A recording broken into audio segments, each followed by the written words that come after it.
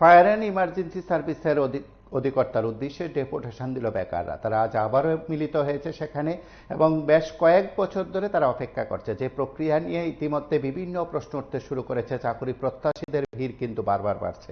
আগরতলায় বেকারদের সমাগম এবং সেখান থেকে ডেপুটেশন দেওয়ার পর্বে বেকারদের কি বক্তব্য আমরা একবার শুনবো। ডেপুটেশনকালে কি কথোপকথন চলছে তাও আমরা শুনবো। এখন চেয়ারম্যানের ঠিক আছে, চেয়ারম্যানের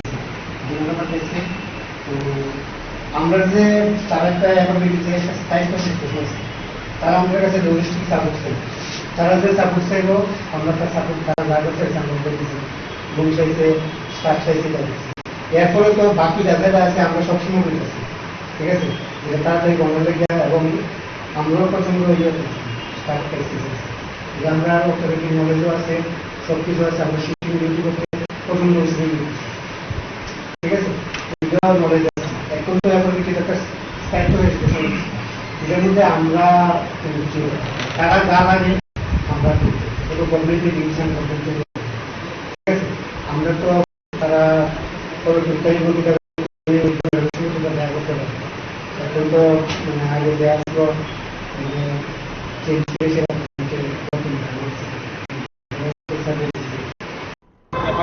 এফআরবিটির উপরে দায়িত্ব দিয়ে দিয়েছেন ওনারা। আমরা তো সম্পূর্ণ মধ্যে যদি চাই যে এইখানে যা যা করণীয় তারা সব সরঞ্জাম তারা রেডি করে দেবে, তাহলে কার দেরি হচ্ছে? আমরা কার দিকে চেয়ে থাকবো, কার কাছে বলবো বা কার দিকে আঙ্গুল তুলে বলবো এই দপ্তরের গাফিলতি হয়তো বা, নাকি বলবো ডিরেক্টর, নাকি বলবো এফআরবিটির? আপনারাই বলুন বা আপনারা একটু ভাবুন যে আমরা এই রাস্তায় একই জায়গার মধ্যে বারবার এসে এখানে দাঁড়াচ্ছি, তাহলে আমাদের জীবনের কোনো দাম নেই নাকি? দেখেন, আমরা আজকে এখানে উপস্থিত হওয়ার একটাই কারণ, 2022 সালে মার্চ মাসের পরে নোটিশ জারি হয়েছিল এবং দফায় দফায় যে ফিজিক্যাল 8টা ডিস্ট্রিক্ট ওয়াইজ ক্লিয়ার হয়েছে, আর ওই শোনেই আমরা ক্লিয়ার করছি এবং 2023 সালে 8ই জানুয়ারি আমরা ফিজিক্যাল এক্সাম ক্লিয়ার করছি বা রিটেন এক্সাম দিচ্ছি। দেওয়ার পরে আজকে 2025 জুলাই মাসে মেবি 11 তারিখ আজকে চলে, তাহলে 2023 সালে 8ই জানুয়ারি আমরা রিটেন দিছি, রিটেনের কোনো রেজাল্ট দেওয়া হয়েছে না। এরপরে তখন কইছে যে মেজর ইস্যুর কারণে এটারে ক্যান্সেল করা হয়েছে। এবার ক্যান্সেল করার পরে দ্বিতীয়বার আরেকটা চান্স নেওয়া হয়েছে যে দ্বিতীয়বার আবার রি এক্সাম হইব এবং দপ্তরের উপরে যে তখন ডিরেক্টরের সঙ্গে দেখা করতে হয়, ডিরেক্টর স্যারে নিজের দায়িত্বটা বা নিজের যে ইয়েটা আছে এটা সম্পূর্ণ করে দিতেছে যে এফআরবিটির কাছে। যে এফআরবিটি যদি চায় যে 1 মাসের মধ্যে কমপ্লিট করতে করুক, আমরা আমাদের যে যাবতীয় করণীয় হয়তো বা টাকার দিক দিয়ে হোক বা যা যা সরঞ্জাম প্রয়োজন সম্পূর্ণ সবকিছু দিতে আমরা রাজি। আমরা 1 উইকের মধ্যে তাহলে 1 উইকের মধ্যে কমপ্লিট করতে হলে যদি তাদের কোনো অসুবিধা না হয়, তাহলে এফআরবিটির কেন এমন তোর অসুবিধা হচ্ছে আমরা এই জিনিসটা জানতে চাই। আমরা আমাদের যেই মাননীয় মুখ্যমন্ত্রী রয়েছে তার কাছে আমাদের রিকোয়েস্ট যে আপনি সদুত্তর দিন বা সদুত্তর একটু নজরদারি দেন যে এই বিষয়টা নিয়ে সেটা প্রত্যেকটি বার আমরা এখানে এসে উপস্থিত হই আর বারবার আমরা মুখ্যমন্ত্রীর কাছে রিকোয়েস্ট করি যে আমাদের এই ফায়ার সার্ভিসের রিক্রুটমেন্টটা তাড়াতাড়ি করুক, কিন্তু আমরা কোনো ভালো দিক দেখতে পাচ্ছি না যে হ্যাঁ এটা কমপ্লিট হবে বা হচ্ছে, এরকম কোনো কিছু দেখতে পাচ্ছি না। আজকে 3 বছর হয়ে গেছে যে একটা ফায়ার সার্ভিসের রিক্রুটমেন্ট কমপ্লিট হতে, তাহলে আমরা দেখছি যে ত্রিপুরা রাজ্যের মধ্যে একটা হিস্ট্রিক্যাল ব্যাপার হয়ে গেছে যে ফায়ার সার্ভিস বিষয় নিয়ে সেটা যে একটা 3 বছর যাবৎ ঝুলন্ত রয়েছে, যে ধীরগতিতে কচ্ছপ যেভাবে চলে সেইভাবে আমাদের ফায়ার সার্ভিসটার প্রসেসটাও চলতেছে। তাহলে অন্যান্য যে কমপ্লিট যে কোনো ডিপার্টমেন্ট বলুক সব কিছুই ঠিকভাবে চলছে এবং ঠিকভাবে হচ্ছে। আদার্স কিছু কিছু জিনিস রয়েছে, যেমন জেল পুলিশ রয়েছে, হয়তো বা আরও অন্যান্য দপ্তর রয়েছে, সেটা আমি বলতে চাই না। আমাদের যে রাজ্যে কিছুদিন আগে মিহির লাল দেবনাথের একটা স্পট ডেট হয়েছে বা 5 ঘন্টা পরে ডেট হয়েছে, দেখছে সবাই দেখেছেন কেমন একটা অবস্থা হয়েছে, 5 ঘন্টা ধরে রেস্কিউ হয়নি। তাহলে ওইখানে কি কর্মী স্বল্পতা, একটাই জিনিস কর্মী স্বল্পতার কারণে এরকম অবস্থা।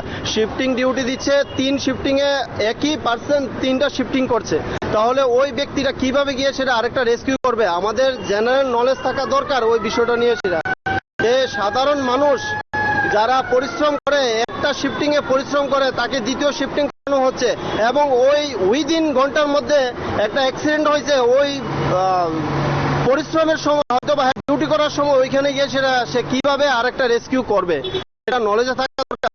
এবং আমি এর পাশাপাশি আরেকটা জিনিস একটু নলেজে দিতে চাই সবাইকে, যে মেডিকেল টিম ওইখানে থাকা ছিল। তারপর আমি বলতে যাচ্ছি যে মারা গেছে ওইখানে মেডিকেল স্টাফ মেডিকেল টিম এই 5 ঘন্টার মধ্যে হয়তো কোনো প্রকারে ওনাকে একটু সুস্থতার একটা এবং রেস্কিউ করা যেত। আচ্ছা যাই হোক, সেটা হচ্ছে আলাদা বিষয়। কিন্তু আমরা যা দেখতে পাচ্ছি যে আমাদের এই রাজ্যে আজকে 3 বছর ধরে এই ফায়ার সার্ভিসের প্রসেস রয়েছে, তাহলে আমরা যারা বেকার রয়েছি তারা কতদিন আর এই বেকারত্বের জীবন বাস করব, কতদিন এই রাস্তায় এসে প্রটেস্ট করব, কতদিন রাস্তার মধ্যে এবং ডিরেক্টর স্যারের সঙ্গে দেখা করব, তাদের সময় নষ্ট করব, আমাদের সময় নষ্ট করব। আমরা এফআরবিটির কাছে যাব, এফআরবিটি চেয়ারম্যানের সঙ্গে কথা বলবো। দফায় দফায় দেখা গেছে যে 3 থেকে 4 বার একটি দপ্তরের বা একটি যে এফআরবিটির চেয়ারম্যান পরিবর্তন হয়েছে এবং আমাদের যে পেছনে রয়েছে ফায়ার সার্ভিসের যে ডিরেক্টর চেঞ্জ হয়েছে দফায় দফায় 3 বার। তাহলে 3টি বার আমাদের 3টা ডিরেক্টর পেয়েছি।